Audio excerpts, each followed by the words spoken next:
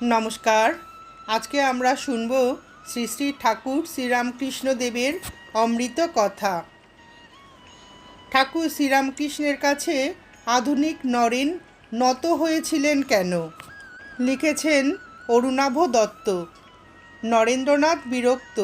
তিনি শহুরে শিক্ষিত যুবক, তাই শ্রীরামকৃষ্ণের ধরন ধারণ তার অমার্জিত বলে মনে হলো। মনে মনে ভাবলেন, এ আমি কাকে দেখতে এসেছি? এই লোকটাই কি রামকৃষ্ণ পরমহংস, যাকে কেশবচন্দ্র সেন, ডাক্তার রামচন্দ্র দত্ত, সুরেন্দ্রনাথ মিত্র এত ভক্তি শ্রদ্ধা করেন? কালক্রমে শ্রীরামকৃষ্ণ স্বামীজির মধ্যে মিশে গিয়েছিলেন। নরেনকে অভেদ মনে করতেন ঠাকুর। স্বামীজি পরে বলেছিলেন, মাঝে মাঝে অবাক হয়ে ভাবি কি করে এই সব ব্যাপার হচ্ছে, কি করে পাশ্চাত্যের স্ত্রী পুরুষেরা ঠাকুরের বাণী প্রচারে নিজেদের জীবন উৎসর্গ করতে স্বেচ্ছায় এগিয়ে আসছে। যখন একান্তে থেকেছি তখন স্পষ্টই অনুভব করেছি, ঠাকুর যাকে বলতেন মা কালী, তিনিই আমায় পথ দেখিয়েছেন।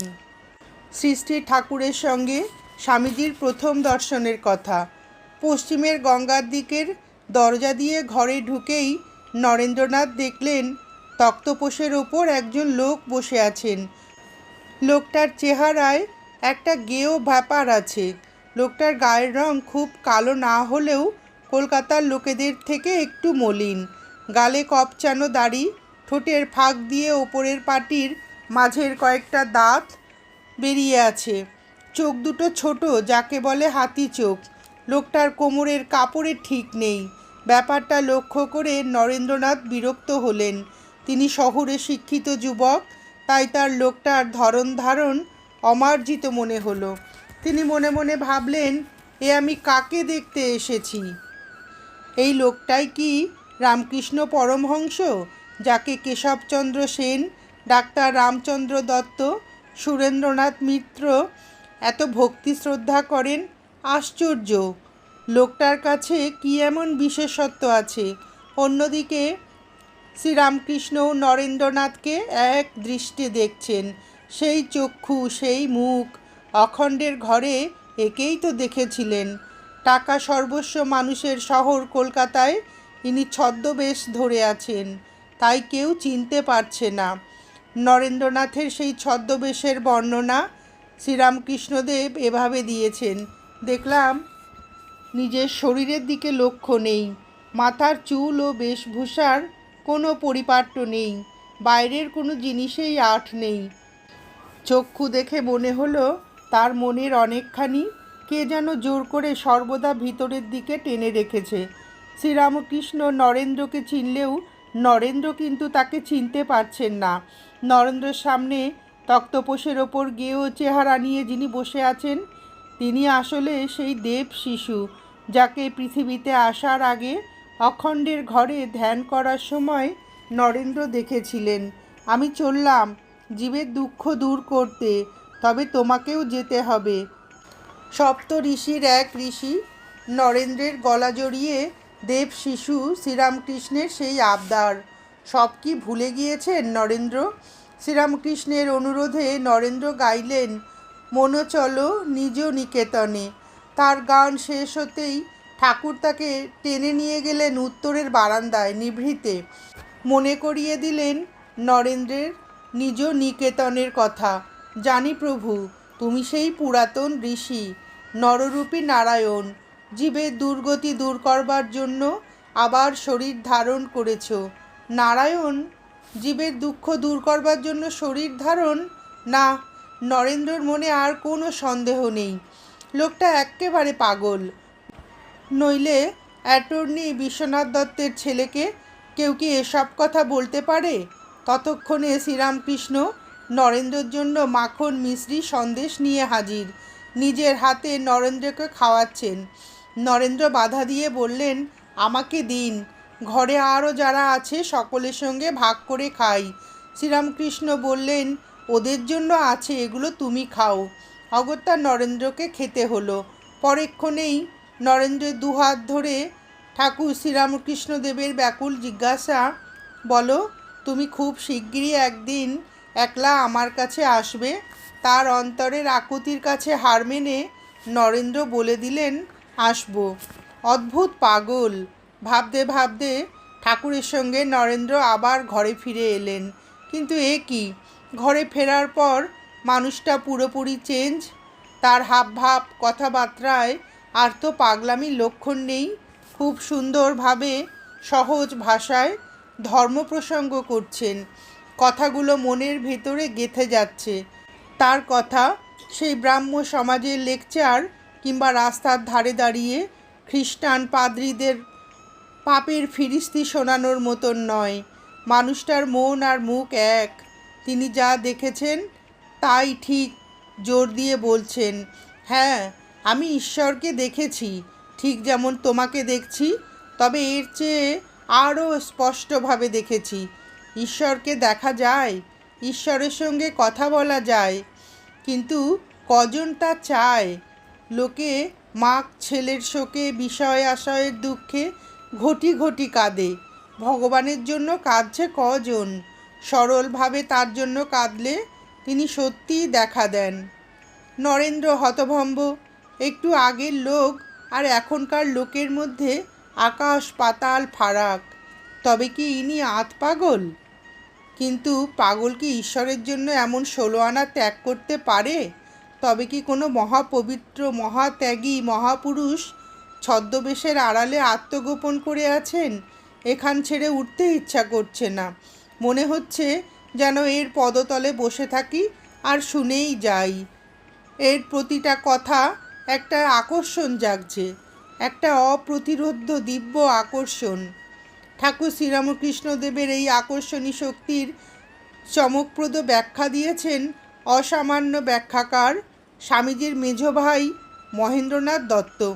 তিনি স্বচক্ষে দেখেছেন যে শ্রীরামকৃষ্ণের মন যখন উচ্চ স্তরে উঠত, তখন তার শরীর থেকে একটা আভা বা শক্তি বেরিয়ে সমস্ত ঘরখানা ছেয়ে ফেলত। ক্রমে সেই আভা ঘর দালান পেরিয়ে রাস্তার মধ্যেও ঢেউ খেলত।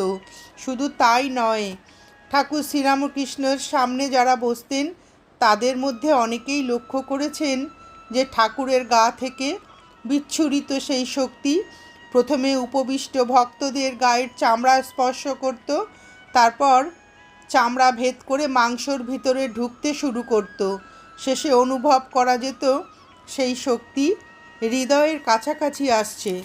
তখন সেই মানুষটি বেশ অনুভব করতে পারতেন যে তার অন্তরে এক প্রবল দ্বন্দ্ব উপস্থিত হয়েছে।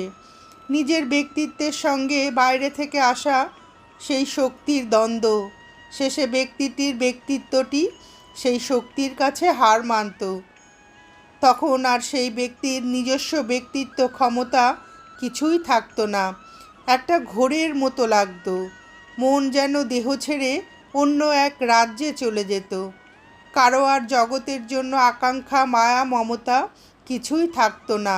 এমনকি নিজেদের দেহ জ্ঞানও লুপ্ত হয়ে যেত। এই অশরীরী ভাব সবার মধ্যে 2.5 থেকে 3 দিন পর্যন্ত থাকতো।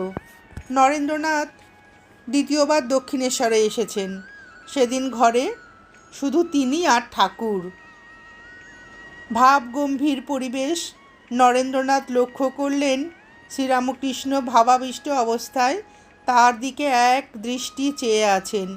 তারপর সেই অবস্থাতেই স্পষ্ট স্বরে কিছু বলতে বলতে নরেন্দ্রর দিকে এগিয়ে আসতে লাগলেন। নরেন্দ্র ভাবলেন আবার সেদিনের মতন হয়তো পাগলামি শুরু হবে, কিন্তু এবার অলৌকিক লীলা। সহসা ঠাকুর নিজের ডান পা দিয়ে নরেন্দ্রের শরীরে স্পর্শ করলেন। সঙ্গে সঙ্গে নরেন্দ্রনাথ দেখলেন ঘর দুয়ার, দালান বাড়ি, গাছপালা, নদী নালা, চন্দ্র সূর্য সব যেন আকাশে বিলীন হয়ে যাচ্ছে। ক্রমে আকাশও যেন কোথায় হারিয়ে গেল। ক্রমে হারাতে লাগলো তার আমিত্ব। নরেন্দ্র চিৎকার করে উঠলেন, ওগো, তুমি আমার এ কী করলে? আমার যে বাপ মা আছেন। ঠাকুর তখন হাসছেন, তবে এখন থাক, একেবারে কাজ নেই, কাল হবে। নরেন্দ্রের বুকে টুকটুক করে চাপড় দিলেন।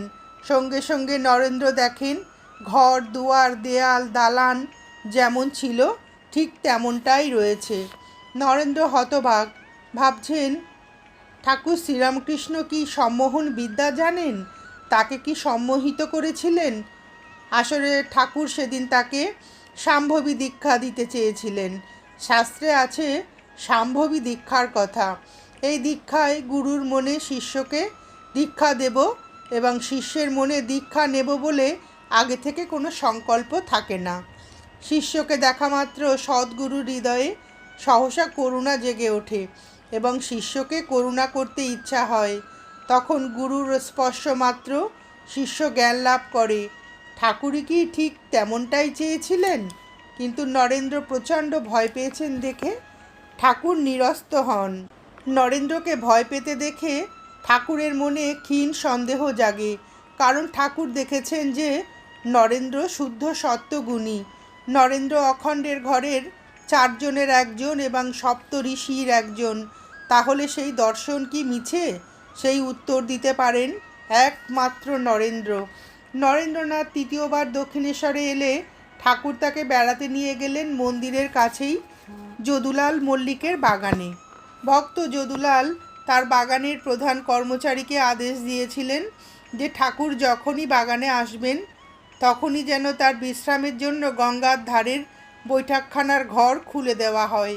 ঠাকুর নরেন্দ্রকে নিয়ে গঙ্গার ধারে কিছুক্ষণ বেড়ানোর পর বৈঠকখানার ঘরে গিয়ে বসলেন। তারপরেই তিনি সমাধিস্থ। নরেন্দ্র আজ সতর্ক, না, আজ কিছুতেই ঠাকুরকে সম্মোহন বিদ্যা প্রয়োগ করার সুযোগ তিনি দেবেন না। কিন্তু বৃথা চেষ্টা। ঠাকুরের স্পর্শ পাওয়া মাত্র নরেন্দ্র বেহুশ। কি হলো, কতক্ষণ কেটে গেল, নরেন্দ্র কিছুই জানে না। শুধু হুঁশ ফিরলে দেখেন ঠাকুর তার বুকে হাত বুলিয়ে দিচ্ছেন। তার ঠোঁটে ভাসছে মধুর হাসি। সংশয়ের মেঘ কেটে গিয়েছে। ঠাকুর জানতে পেরেছেন যে ছদ্মবেশী নরেন্দ্র আসলে কে। ঠাকুর জানিয়েছেন, বাহ্যজ্ঞান লোপ পেলে নরেন্দ্রকে সেদিন নানা কথা জিজ্ঞাসা করেছিলাম। সে কে, কোথা থেকে এসেছে, কেন এসেছে, কতদিন এখানে থাকবে ইত্যাদি। সেও সেই অবস্থায় নিজের অন্তরে ঢুকে ওই সব প্রশ্নের ঠিক ঠিক উত্তর দিয়েছিল। সেসব কথা বলতে নিষেধ আছে। তা থেকেই কিন্তু জেনেছি, সে মানে নরেন্দ্র যেদিন জানতে পারবে সে কে, সেদিন আর সে ইহলোকে থাকবে না। যোগ মার্গে তৎক্ষণাৎ শরীর ত্যাগ করবে। নরেন্দ্র হলেন ধ্যান সিদ্ধ মহাপুরুষ। ঠাকুরের এক অদ্ভুত শক্তি ছিল। তিনি তার অন্তরঙ্গ পার্শ্বদের ছদ্মবেশ মুহূর্তে ধরে ফেলতেন। অবলীলায় বলে দিতেন তাদের পূর্বজন্মের বৃত্তান্ত। কথামৃত রচয়িতা মহেন্দ্রনাথ গুপ্তকে ঠাকুর বলেছিলেন, দেখো, তোমার ঘর, তুমি কে, তোমার অন্তর বাহির, তোমার আগেকার কথা, তোমার পরে কি হবে, এসব তো আমি জানি। অন্য সময় তাকে বলেছিলেন, দেখলাম চৈতন্যদেবের সংকীর্তন বটতলা থেকে বকুলতলার দিকে যাচ্ছে। তাতে বলরামকে দেখলাম আর তোমায় দেখলাম। শশী ও শরৎকেও দেখেছিলাম। ঋষিকৃষ্ণের মানে যীশুখ্রিস্টের দলে ছিল। স্বামী ব্রহ্মানন্দকে বলেছিলেন ব্রজের রাখাল। স্বামী প্রেমানন্দের সম্বন্ধে বলেছিলেন, বাবুরামকে দেখলাম দেবী মূর্তি, গলায় হার, সখী সঙ্গে। গোপালের মাকে বলেছিলেন তিনি ব্রজের ফলওয়ালি। তিনি দাপরে বালগোপালকে ফল খাইয়েছিলেন। স্বামীজিকে বলেছিলেন জগৎ পালক নারায়ণ নর ও নারায়ণ নামে সে 2 ঋষিমূর্তি পরিগ্রহ করে জগতের কল্যাণের জন্য তপস্যা করেছিলেন। নরেন সেই নর ঋষির অবতার। এই নর ও নারায়ণ ঋষি দাপরের শেষ ভাগে অর্জুন ও শ্রীকৃষ্ণ রূপে পৃথিবীতে আসেন। আবার কখনো তিনি স্বামীজিকে ব্যাসদেবের পুত্র ব্রহ্মজ্ঞানী সুখদেব বলে ডাকতেন। বলতেন সুখদেবের মতো মায়া স্পর্শ করতে পারেনি ওকে। এই বিষয়ে প্রত্যক্ষদর্শী মহেন্দ্রনাথ জানিয়েছেন, পরমহংস মশাই নরেন্দ্রনাথকে আদর করিয়া সুখদেব বলিয়া ডাকিতেন। সুখদেব যেন দ্বিতীয়বার জগতে আসিয়াছেন। নরেন্দ্রনাথ সুখদেবের মতো জ্ঞানী হইবে, জগতে সমস্ত কার্য করিবে, কিন্তু জগৎকে ছুঁইবে না প্রভৃতি বহুবিধ অর্থে তিনি নরেন্দ্রনাথকে সুখদেব বলিতেন। স্বামীজি সপ্ত ঋষিদের একজন। সুখদেব নর ঋষি। আবার কাশীর বীরেশ্বর শিবের বরে জন্ম নিয়েছিলেন বলে তিনি সাক্ষাৎ শিব অবতার নামেও খ্যাত। স্বামী যোগানন্দের মুখে এসব শুনে স্বামীজির শিষ্য শরৎচন্দ্র চক্রবর্তী প্রশ্ন করেছিলেন যে ঠাকুর স্বামীজির সম্বন্ধে এমন ভিন্ন ভিন্ন কথা বলেছিলেন কেন। স্বামী যোগানন্দ উত্তরে বলেছিলেন, তুই বুঝতে পারিসনি, নরেনকে ওই সকলের সমষ্টি প্রকাশ বলতেন।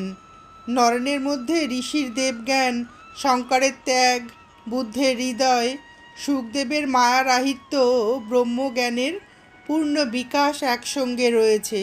দেখতে পাচ্ছিস না? ঠাকুর তাই মধ্যে মধ্যে ওই রূপ নানাভাবে কথা কইতেন, যা বলতেন সব সত্য। কিন্তু শ্রীরামকৃষ্ণের ছদ্মবেশ কেউ ধরতে পেরেছিলেন কি?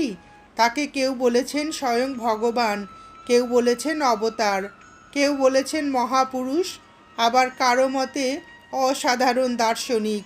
স্বামীজি বলেছেন অবতার বরিষ্ঠ। আবার দেখা গিয়েছে যে স্বয়ং ঠাকুর মহাসমাধির আগে নরেন্দ্রের কাছে গোপনে তার ছদ্মবেশের খানিকটা উন্মুক্ত করেছিলেন, যে রাম, যে কৃষ্ণ, সেই ইদানিং এই শরীরে রাম কৃষ্ণ, তোর বেদান্তের দিক দিয়ে নয়। নমস্কার, আজ এ পর্যন্তই। শ্রী শ্রী ঠাকুরের সঙ্গে স্বামী বিবেকানন্দের প্রথম সাক্ষাৎকারের বিভিন্ন ঘটনার কথা শুনে আপনাদের ভিডিওটি কেমন লাগলো জানাবেন। শ্রী শ্রী ঠাকুর ও শ্রী শ্রী মায়ের অফুরন্ত আশীর্বাদ আপনাদের সকলের মাথার উপর অঝোর ধারায় বর্ষিত হোক, এই প্রার্থনা করে ভিডিওটি শেষ করছি।